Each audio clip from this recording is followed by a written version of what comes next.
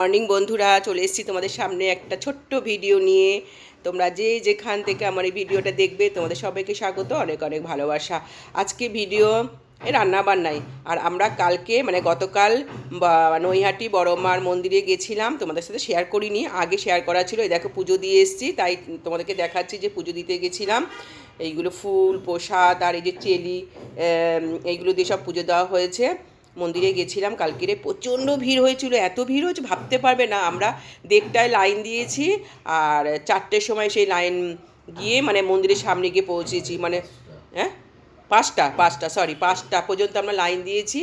5টার সময় পুজো দিয়েছি, 1:30টা থেকে 5টা পর্যন্ত লাইন দিয়ে পুজো দিয়েছি। এত ভিড় হয়েছে, তোমরা জেনে রাখো শনিবার আর রবিবার আর মঙ্গলবার এই 3 দিন তোমরা যাবে না, এরকম প্রচণ্ড ভিড় হয়। অন্য দিন তোমরা যাবে, মানে ভিড়টা কম হবে, কিন্তু এত ভিড় হয়েছে জানতামই না। মানে এত লাইন এত লোক হয়েছে ভাবাই যায় না। তবে পুজোটা আমরা খুব ভালো করে দিয়েছি, একদম মায়ের মুখে সামনে দাঁড়িয়ে পুজো দিয়েছি। খুব ভালো হয়েছে পুজোটা আমাদের। শেয়ার করিনি, আগে শেয়ার করা আছে বলে আর পুজো শেয়ার করা হয়নি। ঠিক আছে বন্ধুরা, দেখতে থাকো আমার ভিডিওটা। রান্না বান্না আমি চারাপোনা মাছের ঝোল করছি, বেগুন আলু দিয়ে রাঁধুনি ফোড়ন দিয়ে। মাছ দুটো ভেজে নিয়ে, একটা মুড়ো ছিল, মুড়োটা ভেজে নিয়েছি। আর এখানে লেজা আর একটা মাছ, মানে ছোটো মাছ, একটা মাছ বেরিয়েছে, একটা লেজা আর মুড়ো। আর এই চারাপোনা মাছ আলু বেগুন আর রাঁধুনি ফোড়ন দিয়ে করবে, খেতে ভীষণ ভালো লাগে। আর তোমাদের দাদা যেটা পছন্দ করে সেগুলোই রান্না করি আমি। আমার ছেলে কিন্তু এইরকম মাছ একদম পছন্দ করি না, যেন কীরকম মনে হয়, তো ওষুধ গন্ধ মনে হয়।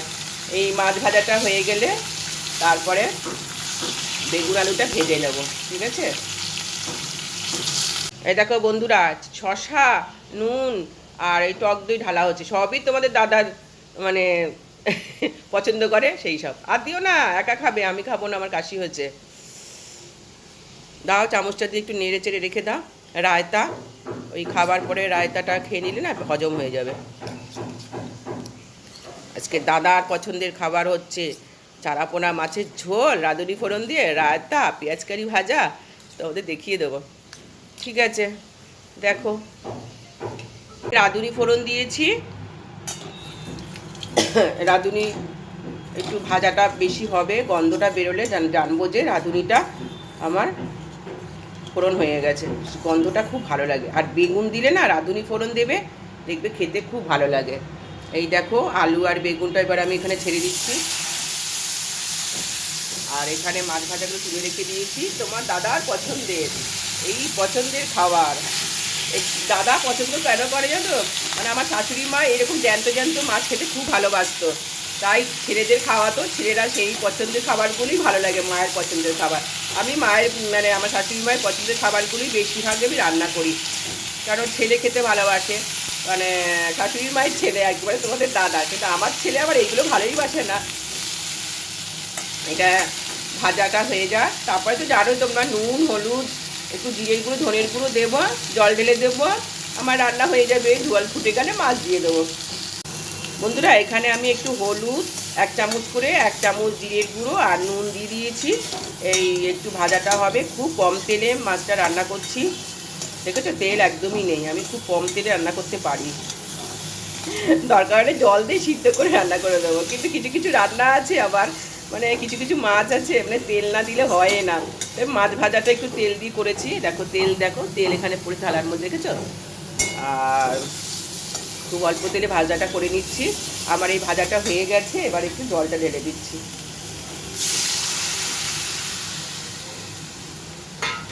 রাঁধুনি ফোড়ন মাছের ঝোলে, যেমন চারাপোনা মাছের রাঁধুনি ফোড়ন দিয়ে খাবে, খেতে খুব ভালো লাগে। সাদা সাদাই হবে, কারণ আমি লাল লঙ্কাগুলো দেবো না। আর এখানে একটু কাঁচা লঙ্কা রেখেছি ফেরে, এই কাঁচা লঙ্কাগুলোই দেবো, আর কিছু দেবো না। জলটা ফুটে গেলে মাছটা হয়ে যাবে, আবার চারাপোনা মাছের ঝোল হয়ে যাবে। ঝোলটা ফুটে গেছে, ঝোলটা ফুটেছে, কিন্তু আলুটা আর বেগুনটা সিদ্ধ করতে হবে। এটা সিদ্ধ হয়ে গেলে তারপর মাছটা দেবো। মাছটা আগে দিলে কি হবে, মাছটা নরম হয়ে যাবে, আর ঝোলের মধ্যে সিদ্ধ হয়ে গেলে বেশি গলে চলে যাবে, গোটা মাছ আর থাকবে না। মাছটা আমি পরে দেবো, ঠিক আছে। এটা দেখো, ঝোলটা ফুটে গেছে, আমি এবার মাছটা দিয়ে দেবো।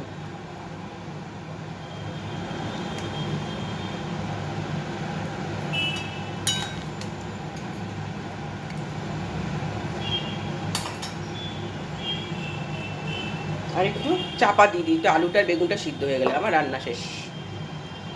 এই দেখো চারাপোনা মাছের ঝোল রেডি হয়ে গেছে, পেঁয়াজকালি ভাজা বেগুন দিয়ে হয়ে গেছে, রায়তাটা করছিলাম দেখেছো।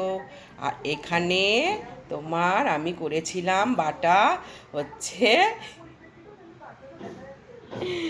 বাটাটা তোমাদেরকে রেসিপিটা আমি মানে ভিডিও করেছি, তোমরা দেখবে খেতে কেমন হয়ে, মানে খেতে কেমন হয়েছে, মানে খুব সুন্দর খেতে হয়েছে বাটাটা, তোমাদেরকে বলবো না, তোমরা দেখবে তারপরে আমি তোমরাই বলবে এটা কি বাটা। এখন থেকে আমি বলবো না। এই বাটাটা আমরা রাত্রিবেলা খেয়েছি, আবার দিনের বেলাও খাবো, ঠিক আছে। আজকের হচ্ছে এই মেনু বন্ধুরা। সন্ধেবেলা সন্ধে দিয়ে তারপরে তো আমার জানোই যে সব সন্ধেবেলা আমি একটু চা খাই। দেখো চা করেছি, 2 কাপ চা করে নিয়ে এসেছি। তোমাদের দাদা চলে এসছে আজকে তাড়াতাড়ি করে। আমি একটু বললাম যে তেলে ভাজা আনতে, খুব একটা তেলে ভাজা আমরা খাই না বাইরে থেকে, তাই বললো মানে ফুলুরি নিয়ে এসছে, ফুলুরি দিয়ে আর মুড়ি দিয়েই খাচ্ছি।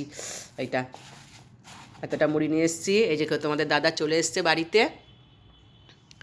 এইটা খাওয়া হচ্ছে, ঠিক আছে। বিকেলবেলা চা মুড়ি খাওয়া হচ্ছে, চা মুড়ি খাওয়া দিয়েই শেষ করছি বন্ধুরা ভিডিওটা, আর বড় করছি না, ঠিক আছে। আবার পরবর্তী ভিডিও নিয়ে চলে আসবো তোমাদের সামনে নতুন কোনো। তোমরা সবাই ভালো থেকো, সুস্থ থেকো, টাটা বাই বাই। এখন আমরা চা মুড়ি একটু খেয়ে নিই। হা হা হা হা, খেতে কি সুন্দর বলো। তেলে ভাজা মুড়ি খেতে ভালোই লাগে। চলো।